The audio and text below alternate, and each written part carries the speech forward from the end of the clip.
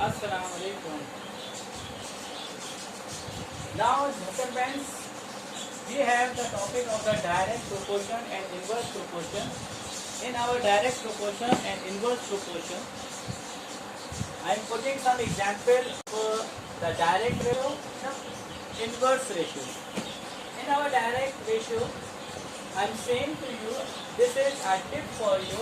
If both things are increases or decreases, then we will say that this is our direct ratio, like this one. For example, we have the weight of biscuits in kg. The 10 kg biscuits, the cost of the in dollar is 30. The biscuit weights are increased from 10 to 15. It means that our cost should be increased. Maybe 40, maybe 35, maybe 50, something.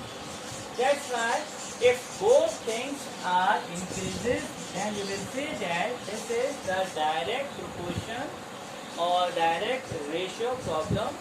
In this part, we will write from the first. We will write from the variable the x. This is a ratio sign. Then 30. This is a proportionality sign. We start from bottom to top. It means that in our direct proportion, we will write from bottom to top. Here, 15 ratio 10. Again listen. If in direct ratio, I am writing here from bottom to top, means x ratio 30. It means that we should write from bottom to top, like 15 ratio 10. And you know very well that the time of the solvent is the two types of the solvent. X over 30, the proportionality sign will be changed in equal sign, and 15 over 10. Or just then cross multiply your values like this one. 15 multiplied by 30. Then x, you must make a subject of x, 15 multiplied by 30 and 10.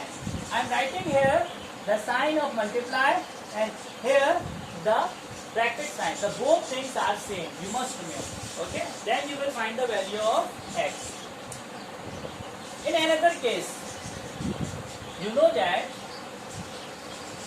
this one and this one, these ratios are called the extreme part. Means extreme part, and 30 and 15 we will call the mean part. Then we will write here a formula: product of extreme always equal to the product of mean value. Again listen. The between value are called the mean value, and corners value like this one 10 and x, it's called our extreme value. Then at the time of the solving, the product of extreme means x multiplied by 10, and product of mean means 30 multiplied by 15. Then you will make x as a subject and you will write here 30 multiplied by 15 divided by 10. The both solutions are equal. The both process we can solve and acceptable. You can adopt this part, you can adopt this method. I don't mind. Now, our next part or our next question. We have the question is this one. For example, if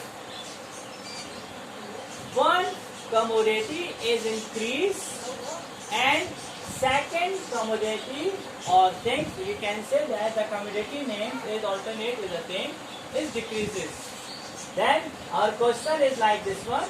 That is, if 10 identical taps can fill a tank in 4 hours. Calculate the time taken for 8 identical taps to fill the same tank. Like this one. I I am putting the tab is here and time is here. And you one thing I forget it. You don't write or you don't show your unit here because I am putting your unit is here. And also I am putting unit is here. That's why you don't need to write again dollar and dollar sign. I forget it. Thank you guys.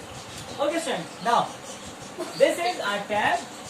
Tab means we have the 10 identical tabs can fill our tank in 4 hours.